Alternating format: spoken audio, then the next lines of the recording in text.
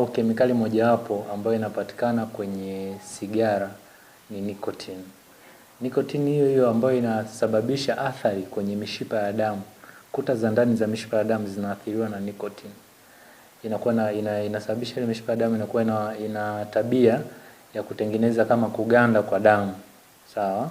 Lakini pia nicotine hiyo hiyo kwenye mishipa ya fahamu huwaga ina tabia ya kutengeneza uraibu. Yaani mtu anakuwa akitumia ile sigara kwa muda mrefu, unakuta hawezi tena kufanya shughuli zake za kawaida pasipo kutumia sigara, kutokana na uraibu uliotengenezwa na ile kemikali ambayo nicotine. Kuna namna ambavyo inaenda kuathiri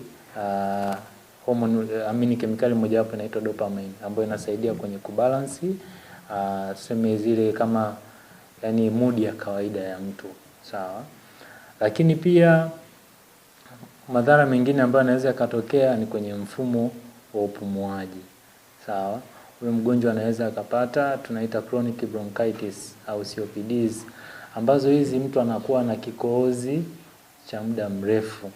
Kikohozi kile kinaweza kaa kikavu, kinatoa makohozi, lakini ni athari ya zile sigara kutokana na kuathiri ule mfumo wake wa upumuaji. Lakini sambamba na hilo, huyu mtu anaweza akapata magonjwa ya saratani.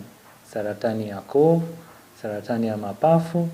Hivi vyote vinatokana na athari ya zile kemikali ambazo zinazalishwa na sigara.